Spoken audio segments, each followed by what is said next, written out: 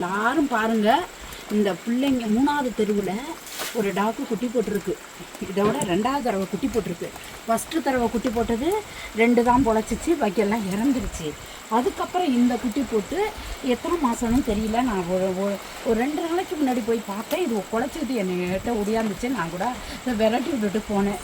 இப்போ பார்க்குறேன், அவங்க அம்மாவுக்கு வெறி பிடிச்சி எல்லாத்தையும் கடிச்சு 5 குட்டியாம் 3 குட்டியை கடிச்சு கொண்டுருச்சு. அப்புறம் ஓடி போய் இங்கே உடியாந்துருச்சு. இங்கே உடியாந்து நம்ம பிள்ளைகளெல்லாம் துரத்தி கடிக்க வந்து அப்புறம் நாங்கள் எல்லாத்தையும் உள்ளே பிடிச்சி போட்டுட்டு அப்புறம் நான் மனசு கேட்காம அங்கே ஓடுறேன். 3வது தெருவு தான். அந்த பிள்ளைங்களெல்லாம் கடிச்சு பிள்ளைங்களாம் ஓடி ஒதுங்கி அப்படியே கிடக்குமா. அங்கே உள்ளவங்களாம் அப்படியே பார்த்துக்கிட்டு இந்த பிள்ளைகளுக்கு ஒரு அடைக்கலம் கொடுக்கலாமா? என்ன உலகம், என்ன உலகம்மா, என்ன காலம்மா, எனக்கு முடியவே இல்லைம்மா. நான் கடந்து கத்தி கதறி அவங்க அம்மாவை அடித்து விரட்டி விட்டுட்டேன். நான் மற்ற பிள்ளைங்களையும் கடிக்குது, எல்லாரையும் கடிக்க வருது. எல்லாரையும் அதை அடித்து விரட்டி விட்டுட்டு இந்த 2 பிள்ளையும் ஒரு 10 நிமிஷம் வெயிட் பண்ணி குட்டி கிடக்கான்னு கேட்டாங்க. நான் உள்ளவங்க யாருமே எதுவுமே சொல்லலை. கடிச்சிச்சு 2 குட்டியை கொன்னுடுச்சு, 3 குட்டியை கொன்னுடுச்சுன்னு தான் சொன்னாங்க. நான் கொஞ்சம் மனசு கேட்காம கொஞ்சம் வெயிட் பண்ணி பார்த்தேன். இது அவங்க போட்ட குட்டிகளோட சேர்ந்து ஒடியாந்துச்சு. அப்புறம் பிடிச்சி கண்ணில் பிடிச்சி பிள்ளையில தூக்கிட்டு வர்ற ரத்த வெள்ளத்தில் மனசே கேட்கலம்மா, மனசே கேட்கல. இங்கே பாருங்க, மூஞ்சில் கடிச்சிருக்கா. ரத்த வெள்ளத்தில் பிள்ளைங்க அப்படியே மென்று இருக்கும் போல இருக்கு. பாவம், அப்படி கடிச்சு இங்கே பாருங்க, இங்கே பாருங்க. அங்கே உள்ளவங்க கட்டுனாங்களா, இது என்ன பண்ணினாங்கன்னு தெரியல. இப்படியெல்லாம் ஒரு கயிறு கட்டி வளர்க்க இருப்பாங்களா? இப்போ 2 பேர்த்துக்கும் ராபிஸ் போட்டுட்டு இங்கே பாருங்க, பாய்க்கு பிள்ளைகளுக்கு திடீர்னு நாளைக்கு வந்து கடிச்சிச்சுன்னா டாக்டர் என்ன செஞ்சுருக்காங்கன்னா கொடுத்து விட்ருக்காங்க. இந்த பாருங்க, 10 ml உள்ள ஊசி மருந்து எல்லாம் எனக்கு கொடுத்து பத்திரமா வச்சு இன்னும் கடித்த பிள்ளைங்களுக்கு போட சொல்லியிருக்காங்க. ஊசியும் அதுக்கு தகுந்த மாதிரி ஊசியும் கொடுத்துருக்குறாங்க. இது எல்லாம் இப்போ எவ்வளோ அமௌண்ட்டுனாக்கா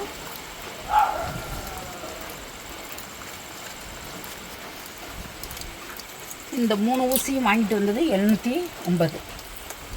இந்த பிள்ளைகளுக்கு போட்டது 1000 ரூபா. பார்த்துங்க, இப்படி நாங்கள் எமர்ஜென்சிக்கு ஓடணும், எமர்ஜென்சிக்கு ஆபத்துக்கு உதவி செய்யணும். இந்த பிள்ளைங்களுக்கு எங்கே சவுண்டு கேட்டாலும் நான் ஓடணும், பதறணும். நான் அந்த பிள்ளைய பிடிக்கலாம், நெட்டு இருந்தால் கண்டிப்பாக நான் அதை பிடிச்சி ஓரங்கட்டியிருப்பேன். ஓரங்கட்டி அதை பிடிச்சி அடைச்சி போட்டிருப்பேன். நெட்டு கிடையாது, என்கிட்ட பிடிக்கிறதுக்கான வசதி கிடையாது. நம்ம என்னம்மா பண்ண முடியும்? நான் என்ன பண்ணுவேன்? லேடிஸாக இருந்தால் நான் என்ன பண்ணுவேன்? மழையில் இப்போ உடனே ஆட்டோக்காரங்களை வர சொல்லி உடனே தூக்கிட்டு 2 பிள்ளைங்க என் கண்ணில் பட்டுச்சு பாருங்க. அதுதான் எனக்கு பெரிய விஷயம். இன்னும் பெரிய பிள்ளைங்க 3 பிள்ளைங்க இருக்கு. இன்னும் பெரிய பிள்ளைங்க 3 பிள்ளைங்க இருக்காங்க. இன்னும் அங்கே இன்னும் பிள்ளைங்க நிறைய கடிச்சிருச்சு. நான் எப்படி பண்ணுறது? என்னால் ஒன்றுமே சொல்லலை. ஆட்டோவில் அழுதுகிட்டே போனேன். இந்த பிள்ளைங்களை நினச்சோம் அப்படியே ஓடி ஒதுங்கி அதோட தாயே அதை கடிக்கிற அளவுக்கு கடவுளை பாருங்கள். என்னத்தை வளர்த்து என்ன அதுக்கு சாப்பாடு கிடைக்கல, அதுக்கு சரியான தண்ணி ஒட்டியே போயிருக்கோம். நான் எப்போயாவது போனேன்னா பிஸ்கட் போட்டுட்டு போவேன். ஏன் வளர்க்குறாங்க, அந்த டாக்டர் வளர்க்குறாங்க. நம்ம போய் அதுக்கு அவங்கள மிஞ்சி நான் சாப்பாடு போட்டோன்னா, நான் அதுக்கு ஃபுட்டு எதுவும் கொடுத்தனாக்கா என்னை திட்டுவாங்கன்னு அந்த சொல்லலாம். நான் வாங்கணுன்ட்டு நான் ஒதுங்கி போயிடுவேன். பிஸ்கட்டை மட்டும் போட்டுட்டு தள்ளி கொண்டு போய் பிஸ்கட்டை போட்டுட்டு இந்த பிள்ளைகளை பார்த்துட்டு நான் போயிடுவேன். இப்படி தான் நான் இருந்தேன். இப்படியெல்லாம் அந்த பிள்ளை சாப்பாடு இல்லாமல் உணவு இல்லாமல் தெரிஞ்சிச்சுன்னா கண்டிப்பாக நான் சாப்பாடு கொண்டு போய் வயிறு நிறைய நான் கொடுத்துருப்பேன். இந்த ஆபத்து வந்திருக்காது. ரொம்ப கஷ்டமாக இருந்துச்சு. ரொம்ப ரொம்ப ரொம்ப ரொம்ப மனசு கஷ்டம் எனக்கு. திடீர்னு இந்த பிள்ளைங்களுக்கு இந்த கந்தரக்குட்டியிலே இது வரைக்கும் 3 டாக்கு ராபிஸ் வந்துருச்சு. ராபிஸ் வந்து ரவுண்ட் அடிச்சிருச்சு. சரி, நம்ம இருக்கணும், ஒரு இன்ஃபர்மேஷன் நம்மக்கிட்ட சொல்லலாம். சரி, என்னட்ட சொல்லலாம்ல. ஏம்மா, எங்களை ஒதுக்கி வச்சாலும் இந்த ஜீவனை பொறுத்த வரைக்கும் இறக்கப்பட்டு உடையாந்து சொல்லணுமா? நீ பேச வேண்டாம். மனுஷனே கடிச்சிருச்சுன்னா என்ன பண்றது? இப்போ கடிச்சிருச்சுன்னா எங்கிட்ட தானே உடையாருவீங்க.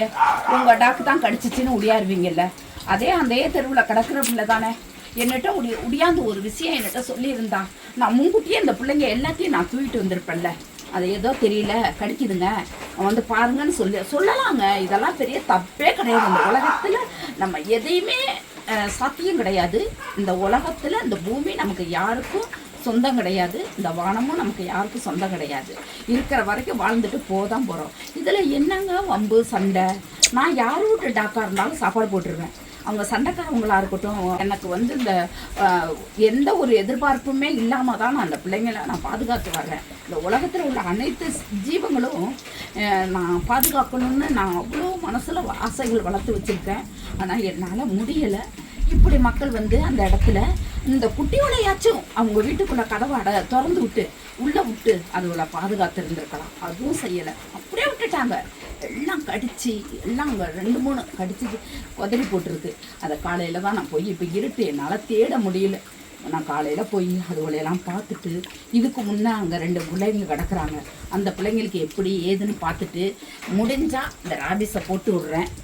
அதுக்கு தான் நான் சேஃப்டியாக ராபிஸ் வாங்கிட்டு வந்துட்டேன். டாக்டர் உடனே கொடுத்துட்டாங்க. அப்படி ஒரு நிமிஷம் கூட வெயிட் பண்ணாதீங்க, ஊசியை போடுங்கன்னு சொல்லி கொடுத்து விட்டாங்க.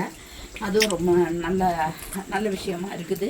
இந்தமாரி திடீர்னு எனக்கு பிரச்சனை வரும். திடீர்னு ஆட்டோ, திடீர்னு நான் செலவு காசு பைசா இதெல்லாம் ரெடி பண்ணி நான் போகிறதுக்குள்ளே என் உயிரே என்கிட்ட இருக்காது. இப்போ என்கிட்ட பண வசதி எல்லாம் இருந்துச்சுன்னா கண்டிப்பாக நான் ஒரு டீமை அமைச்சு எல்லாத்துக்கும் ராபிஸ் போட சொல்லியிருப்பேன்.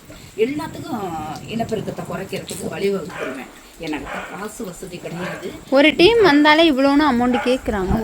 ஒரு டீமோ யாராவது ஒருத்தவங்களை பிடிக்க சொன்னாலே இவ்வளோ அமௌண்ட் கேட்குறாங்க. ஒருத்தரை பிடிக்க சொன்னாலே 500 ரூபா கேட்குறாங்க, 1000 ரூபா கேட்குறாங்க. ரெண்டாவது ஒரு டீமை அமைச்சு நம்ம ஒரு 10 பேரை பிடிச்சி நெட்டு போட்டு பிடிச்சி அதுகளுக்கு ராபிஸ் போடணும்னு நினைக்கிறேன். எனக்கு பண வசதி கிடையாது. நான் ரொம்ப கஷ்டப்படுறேன். என் வீட்டில் அரிசி மட்டும்தான் இருக்குது, பாக்கி எதுவுமே இல்லை. விறகு வாங்கணும், தண்ணி வாங்கணும், எல்லாமே நான் காசுக்கு தான் நான் வாங்கி என் இந்த பிள்ளைங்கள வீட்டில் உள்ள பிள்ளைங்க தான் நான் காப்பாற்றணுங்கிற அவசியமே கிடையாது. நாட்டில் அனைத்து பிள்ளைங்க நான் காப்பாற்றணும்.